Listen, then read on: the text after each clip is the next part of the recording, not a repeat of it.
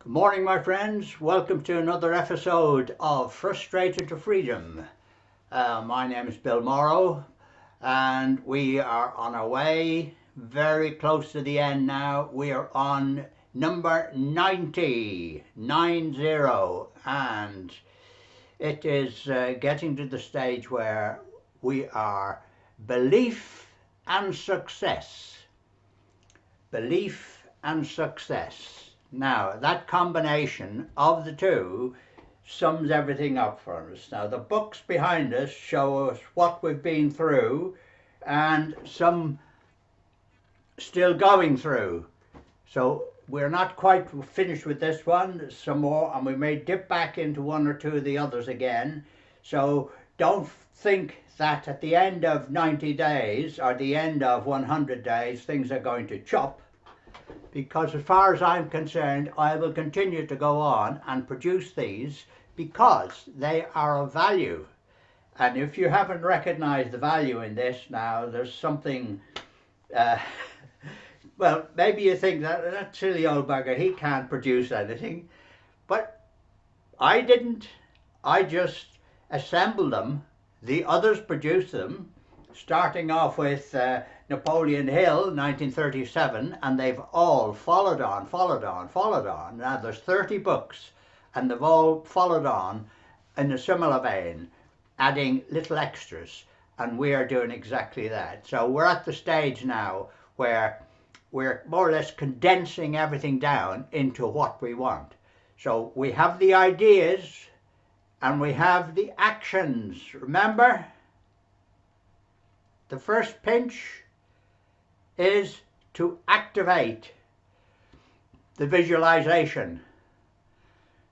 The pinch with the other hand is to activate all those happy features that you know and have known throughout your life. The second pinch to the middle finger activates our goals. The list of goals we have, it's activated, and now we can think through those lists of goals. And now with the other hand, pinch that one, press hard, and you can get the benefit of happiness and your future. All of those things together. You should be trying this because I tell you, it works. It works. Just the same as doing this to get rid of pain works. Yes, it does. Now, video 90 is a real statement of belief in yourself. We've got to this stage. If you're looking at these, you know that this is belief in what you can do. Not me, not the others, you. It's a case of what you can do with your mind for your future, for your health, well-being, all of those things. Not just money. Remember Sir Richard Branson's attitude, money is only one of the things. You need happiness in there, you need friendship, you need all those other things, ideas, everything. All go together to make happiness and wealth.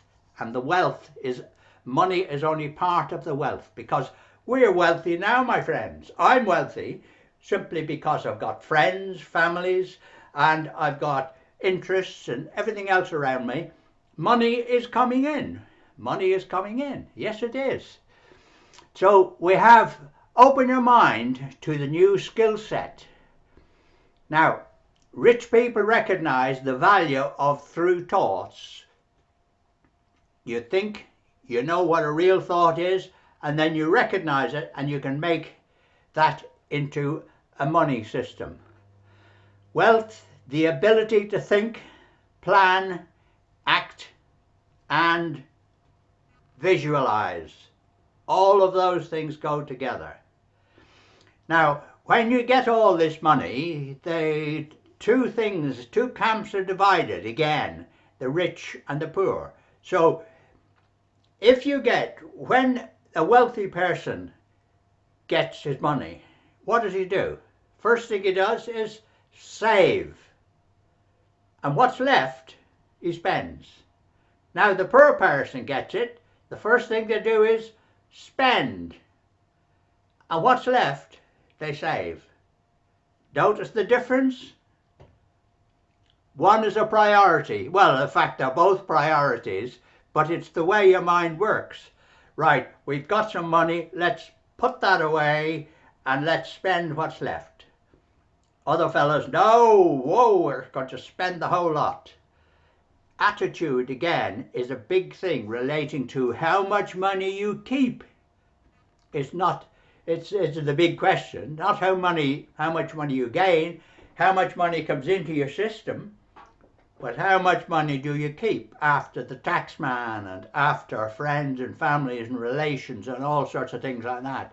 And savings, how much money do you actually save? So all of those things come into it. It's a terrible thing to have to work out, where to keep all my money. You can't keep it under your bed, you see, because otherwise there'll be a big pile under the bed. No good.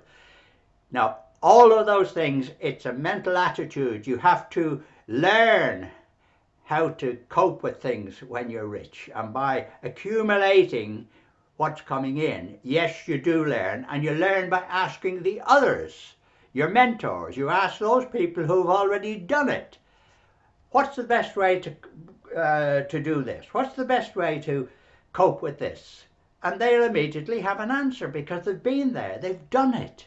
And that's what you've got to learn to do. You've got to learn to ask other people for help, for guidance, for assistance. And they're only too willing to do so. This is all about yourself and the process and your future. So everything we're doing now, all this mental attitude, all this, everything is in here. And the whole thing goes on. Remember, we're dedication, trust, faith, belief. All of this is you thinking, asking and doing to get your right mental attitude in there.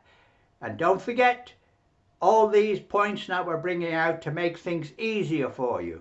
Use them, get on with them, work with them. And before you know it, you'll have money coming out of your ears. Money everywhere. But what you want is wealth. And that means friendship, families, happiness. Happiness and future. Remember what they are. Take care, my friends. See you tomorrow.